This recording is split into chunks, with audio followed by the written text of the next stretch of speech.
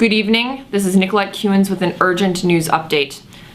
President Bush has addressed the nation tonight regarding the crisis unfolding in Berlin. My fellow Americans, tonight I address you under a cloud of imminent conflict and a trying time for our nation and the world.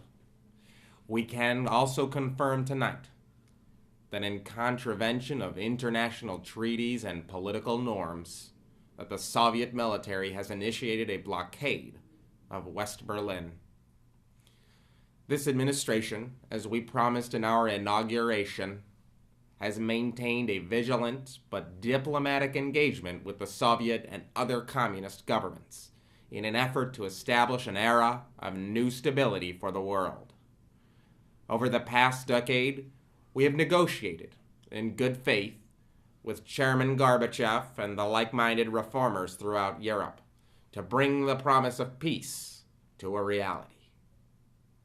Despite our best efforts, however, extreme, repressive, and barbaric elements within the Soviet political sphere have destroyed these efforts. The provocative and unprecedented actions taken by the military leader of the Soviet Union have destabilized the order we have worked so carefully to build since World War II. Yet another specter of that terrible era has raised its head. It has been 45 years since Germany saw a terrible dictator kill her own citizens, but yet again, a brutal tyrant kills his own people in order to cling to power. Even now, as this illegal and inhumane blockade threatens the innocent people of Berlin, the escalation towards death rather than reform continues. America and her allies have long been the guardians of the fragile inheritance we call human liberty. We cannot and will not stand by while the principles we are committed to are faulted by senseless violence and threats. As we speak, American forces and her allies across Europe are streaming to the West German border in defense of freedom. In order to avoid thrusting this weary continent into war once more, it is imperative that the Soviet and Warsaw Pact regimes do the following.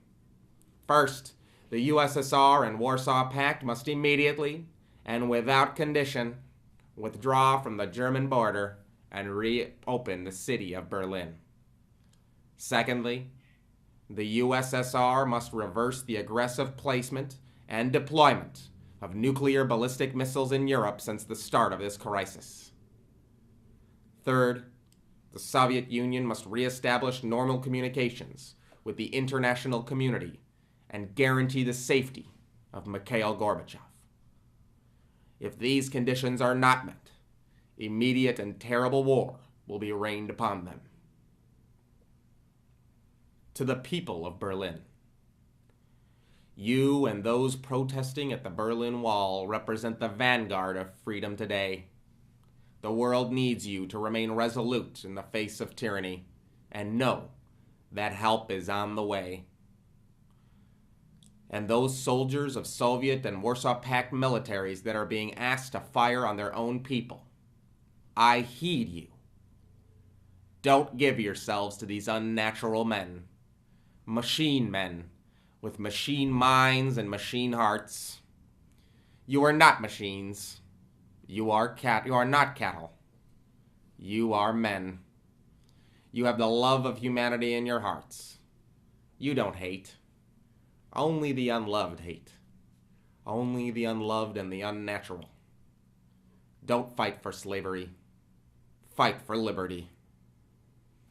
My fellow Americans, the challenges we face are great, and we must be able and ready to spend American treasure and spill American blood to defend our freedoms.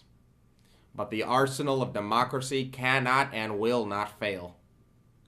Good night, and God bless the United States of America.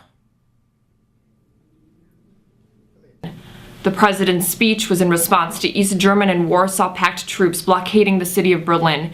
We are told that they have also restricted the airspace above the city and are prepared to shoot down any planes that enter that airspace. Margaret Thatcher also addressed the crisis in Parliament.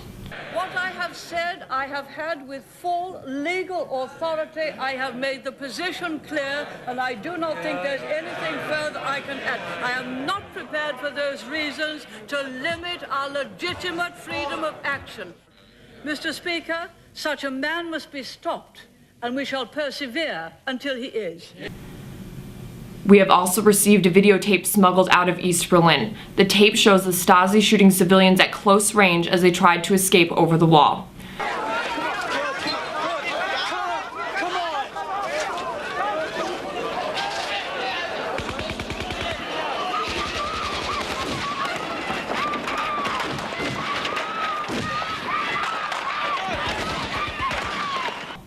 We will keep you informed as the story unfolds.